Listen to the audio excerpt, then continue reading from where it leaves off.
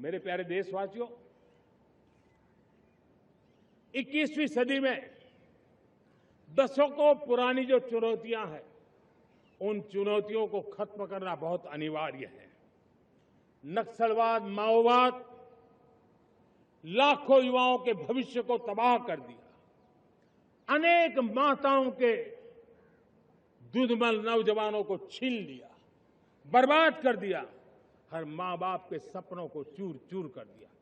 इस नक्सलवाद ने 4 दशक तक हिंदुस्तान के बहुत बड़े हिस्से को, बहुत बड़ी आबादी को दबोच करके रखा था, बंदूक के नोक पर दबोच करके रखा था, संविधान की धज्जियां उड़ा दी थी और देश के सामान्य नागरिकों की रक्षा में 3,500 से ज्यादा हमारी पुलिस के, सुरक्षा बल के जवान शहीद हो गए।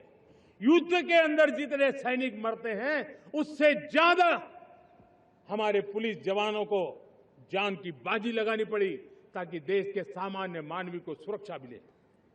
ये नक्सलवाद ने धरती को लहूलुहान कर दिया था। 2014 में आपने जब हमें मौका दिया, उसी दिन हमने संकल्प लिया था कि हम देश को नक्सलवाद से मुक्त करेंगे। और आज मुझे खुशी है कि नक्सली माओवादी हिंसा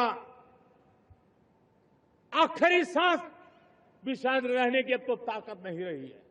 पूरी तरह उसे खत्म करने की दिशा में जहां पर कभी नक्सलवादियों की गोलियां चलती थी, जहां पर कभी धरती रक्त रंजित रहा करती थी, आज उसी नक्सल क्षेत्रों में, उसी इलाकों में नक्सल मुक्त होने के कारण विकास, विश्वास और प्रयास का तिरंगा लहरा रहा है। मेरे प्यारे देशवासियों,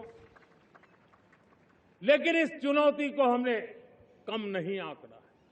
इस चुनौती से हमें और भी सावधान रहने की जरूरत है। वर्षों तक देश की सत्ता में माओवादी सोच के लोग गलियारों में अपनी जगह बना करके बैठे थे। सरकारी कमेटियों में सलाहकार के रूप में भी ये माओवादी सोच ने नीतियों को प्रभावित किया था। मेरे प्यारे देशवासियों, जंगलों में हमें हथियारी नक्सलों का खात्मा बुलाने में, उस संकट से देश को मुक्त कराने में सफलता मिली है। लेकिन हथियारी नक्सल तो गए, लेकिन दिमागी नक्सल, ये दिमागी नक्सल मौके की तलाश में है, हिंसा, अराजकता के वो रास्ते खोज रहे हैं, समाज को गलत राह पर घसीटने के लिए भांति भांति के दांव कर रहे हैं। इन दिमागी नक्सलियों को पहचानना होगा, इन दिमागी नक्सलियों को आइसोलेट करना होगा और राष्ट्र को विकसित राष्ट्र बनाने की मुख्य धारा की ओर देश की युवा पीढ़ी को जोड़ना होगा।